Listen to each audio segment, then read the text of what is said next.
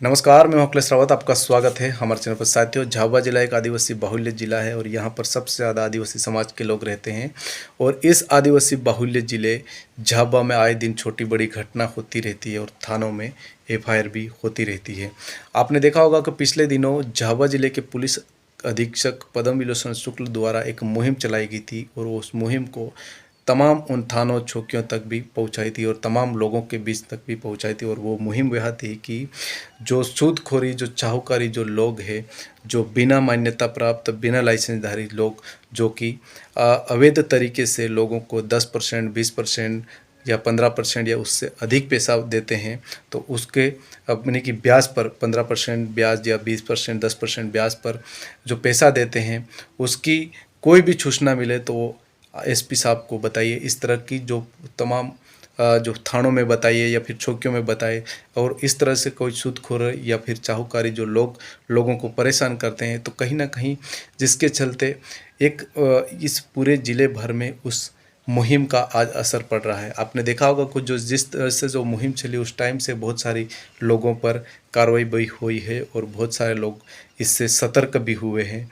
और बहुत बार आपने देखा होगा, खास करके आदिवासी अंचल जो कि आदिवासी क्षेत्रों की अगर बात करें, तो ये सबसे ज़्यादा ये सूदखोरी, चाहूखोरी का जो धंधा जो अवैध तरीके से जो चल रहा है, जिसमें प्रत्येक लोग कहीं ना कहीं इन ब्याज बट्टों वाले पैसों से पीड़ित है। कहीं ना कहीं अगर किसी व्यक्ति से अगर 10,000 या 20,000 या 50,000 रुपये लिए हैं, तो वो 2 या 4-5 महीने बाद वो डबल से ट्रिपल पैसे छड़ाने का प्रयास कर हो जाता है। कहीं ना कहीं इसके चलते आदिवासी समाज के लोग बहुत बार आपने देखा होगा कि अपनी ज़मीन गिरवे रख देते हैं, अपनी ज़मीन बेच देते हैं या फिर पलायन चले जाते हैं। और सबसे ज़्यादा लोग कहीं ना कहीं इससे इस पीड़ा में बाहर मजदूरी करने चले जाते हैं और वहाँ मजदूरी करके उन पैसों को वापस देते हैं। लेकिन एसपी महोदय द्वारा इस मुहिम का असर जो पूरे झाबुआ में हो रहा है, कहीं ना कहीं कई लोगों पर इसकी कार्रवाई भी हो रही। कल झाबुआ जो था,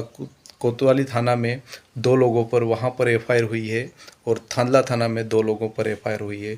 और वह एफआईआर मध्य प्रदेश ऋण संरक्षण अधिनियम 1933 की धारा 3 और 4 के तहत उन 4 लोगों पर अपराध पंजीकृत करा गया है। तो कहीं ना कहीं इन सब लोगों को ध्यान देना चाहिए। और साथ में एसपी महोदय द्वारा अपील भी करी गई है कि अगर कुछ इस तरह से कोई लोग परेशान करते हैं, अगर वो चाहूकारी या फिर सूदखोरी जो लोग हैं, वो इतना पैसा देने के बाद में वो अधिक यानी कि मूलधन से अधिक आपसे वसूल रहे, तो उसकी आप सूचना आपके नज़दीकी चौकी या थाने में या फिर खुद पुलिस अधीक्षक को करिए। और उन्होंने साथ में यह भी कहा है कि बिना लाइसेंसदारी, बिना मान्यता प्राप्त लोगों से इस तरह से पैसा ना ले। और जो संस्थाएं, जो मान्यता प्राप्त जो संस्थाएं चल रही है या फिर जिसके पास मान्यता जो बैंक है या फिर उससे आप लीजिए, ना कि इन सूदखोरी चाहूकारी के साथ से पैसा लीजिए। बहुत बार आपने देखा होगा कि अभी अभी की 1-2 दिन पहले की घटना थी, वहाँ पर एक युवक को उन सूदखोरी लोगों द्वारा कितना प्रताड़ित किया गया, उसका एक ऑडियो भी वायरल हुआ था, जिसके चलते कहीं ना कहीं बहुत बार आपने देखा होगा कि मानसिक प्रताड़ना लोग झेलते हैं।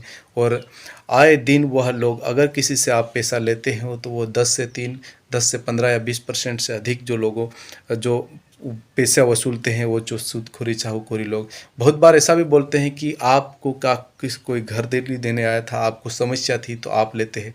लेकिन जब बाद में वो पैसा अगर उस सामने वाले व्यक्ति से नहीं दे पाता है और वो पैसा बढ़ता जाता है और उसके चलते वह व्यक्ति डिप्रेशन में आ जाता है और कहीं ना कहीं वो मानसिक तौर पे भी पीड़ित रहता है। और कहीं ना कहीं बहुत बार तो आपने देखा होगा कि उसकी गाड़ियाँ हो, चाहे घर हो, चाहे खुद ज़मीन या गिरवी रख देता है या फिर ज़मीन के साथ उस ज़मीन को बेच कर भी रखता है। बहुत बार आपने आदिवासी समाज में देखा होगा कि कभी बच्चे की शादी करनी हो तो किसी से 10 या 20% रुपये ले आते हैं। अगर वो पैसा नहीं दे पाता है तो कहीं ना कहीं वो पलायन भी चले जाते हैं। तो ऐसी बहुत सारी समस्या है। तो इसका जो कि झाबुआ एसपी पद्म विलोचन शुक्ल द्वारा जो एक मुहिम चलाई गई थी, उसका कहीं ना कहीं असर हो रहा है और बहुत लोग उसके चलते शिकायतें भी कर रहे हैं और कई लोगों पर उन सूदखोरी चाहूकारी लोगों पर कार्रवाई भी हो रही है।